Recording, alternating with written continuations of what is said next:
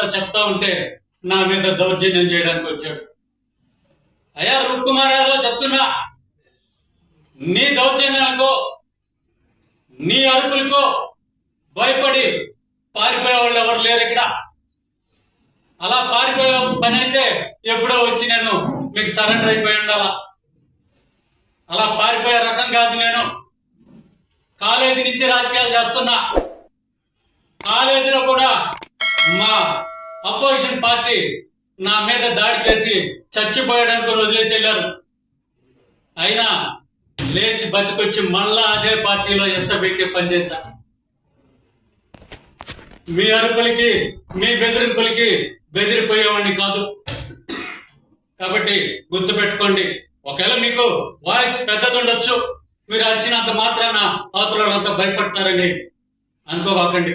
ఇక్కడ నిలబడిన వైసీపీ ప్రతి కార్యకర్త, ప్రతి నాయకుడు సరైన నాయకులు, సరైన కార్యకర్తలు, నిజంగా వైసీపీ మీద అభిమానం, వైసీపీ మీద ప్రేమ, జగన్మోహన్ రెడ్డి అంటే గౌరవం, జగన్మోహన్ రెడ్డి అంటే అభిమానం, ప్రేమ ఉండే నాయకులే నిలబడి ఉన్నారు. మీ అదిరింపులకి బెదిరింపులకి ఎవరు భయపడరు. ఇంకొకటి చెప్పారు, మీరు గోవర్ధన్ రెడ్డి గారిని విమర్శించే అర్హత తాహతు మీకుందా? పొద్దున్న లేచి గోవర్ధన్ రెడ్డి గారు మంత్రి అయిన తర్వాత పొద్దున్న లేచి గోవర్ధన్ రెడ్డి గారి దగ్గరే ఉండేవాళ్ళు. మీరు గోవర్ధన్ రెడ్డి గారికి నమస్కారం పెట్టుకుని కానీ మీరు కదిలేవాళ్ళు. ఈరోజు గోవర్ధన్ రెడ్డి గారిని విమర్శించే స్థాయికి వచ్చాం. మేము కరెక్టేనా? ఆలోచించుకో. నల్లపరెడ్డి ప్రసన్న కుమార్ రెడ్డి గారి గురించి మాట్లాడు. నల్లపరెడ్డి ప్రసన్న కుమార్ రెడ్డి గారు తెలుగుదేశంలో గెలిచి వైసీపీలోకి వచ్చి జగన్మోహన్ రెడ్డి గారి కోసం రాజీనామా చేసి వైసీపీ పార్టీ తరఫున మళ్ళా గెలిచాడు. ప్రజాక్షేత్రంలో మళ్ళా గెలిచాడు. అది గుర్తుందో లేదో నీకు?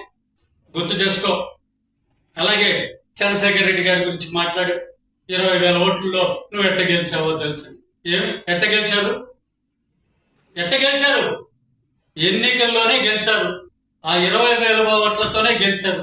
ఈవీఎంలు ఈ రోజే రాజీనామా చేయొచ్చండి. ఇంకా 1.5 సంవత్సరం ఉంది. ఈ 1.5 సంవత్సరం ధైర్యంగా మేము తెలుగుదేశం బీఫామ్ మీద గెలిచాం అని ధైర్యంగా గుండెల మీద చేసుకుని చెప్పే విధంగా మీ దగ్గరకు వచ్చిన కార్పొరేటర్లతో రాజీనామా చేసి వాళ్ళ చేత మళ్ళా ఎలక్షన్లో నిలబెట్టించి గెలిపించింది. ఇంకోటి చెప్తున్నా, 2014-19లో కూడా చాలా మంది పార్టీ మారారు. ఆ పార్టీ మారిన వాళ్ళంతా ఈరోజు లైవ్ లో లేరు, ప్రజా జీవితంలో లేరు. ఇలా పార్టీలు మారిన వాళ్ళని ప్రజలు గమనిస్తూ ఉంటారు. ప్రజలేమీ అంత అమాయకంగా లేరు. ప్రతి ఒక్కటి మీరు చెప్పినా చెప్పకపోయినా ప్రతి ఒక్కటి గమనిస్తుంటారు. కాబట్టి ప్రజలకి భయపడండి, రాజ్యాంగానికి భయపడండి. రాజ్యాంగం ప్రకారం ప్రజల దృష్టిలో చెడు కాకుండా ఉండాల్సిందిగా మీ అందరినీ కోరుకుంటున్నా. మరి ఒక్కసారి నా విజ్ఞప్తి, పెద్దల్ని విమర్శించే ముందు మరి ఒకసారి మీరు వివరంగా అన్ని వివరాలు తెలుసుకొని మాట్లాడితే మంచిదని చెప్తున్నా. అంటే మీరు చేతగాని వాళ్ళ చేతగాక అధికార పార్టీలో ఉంటేనే మన పనులు జరుగుతాయని పోయినారా? కాదు, మీ స్వార్థం కోసం మీరు పోయినారు. నేను ముందుగానే ఎన్నికలకు ముందే పోయాను. ఎన్నికల ముందుకు పోతే నువ్వు వైఎస్ఆర్సీపీ నుంచి పోయినట్టు కాదా? నీ సభ్యత్వానికి రాజీనామా చేసావా? నీ కార్పొరేటర్ పదవికి, డిప్యూటీ మేయర్ పదవికి రాజీనామా చేసావా? మళ్ళా గెలిచావా? గెలిచిపోయినావా? లేదు. నేను ముందే పోతే సరే, అది కరెక్టా? ఇంకా మొన్న కౌన్సిల్లో మేము రూల్స్ మాట్లాడుతుంటే ఆ రూల్స్ కూడా మేము చెప్పినవి కాదు. మేము ముందుగా పోయి జేసీ గారితో మాట్లాడాం. ఆ జేసీ రెడ్డి గారు ఈవీఎం మేనేజ్ చేసి గెలవాలా? ఎన్నికల్లో పోటీ చేసి ఎన్నికల్లో ఎదిరించి గెలిచాడు. మంచి మెజార్టీతోనే గెలిచాడు. ఈరోజు మంచిగా వైఎస్ఆర్ కాంగ్రెస్ పార్టీలో ఒక నాయకుడిగా ఎదిగాడు. ఈరోజు పార్టీ కోసం తన వంతు కృషి తను చేస్తా ఉన్నాడు. కాబట్టి మీకు చెప్తా ఉన్నా, ఈరోజు ఇంకొకటి చెప్పాం, మేము అందరినీ ఆపేశాం, మేము ఎవరిని తీసుకోదలుచుకోలేదు, మేము తీసుకుంటే 0 అయిపోయిండేది. ఎవరు వస్తానన్నారో మీకు చెప్పండి.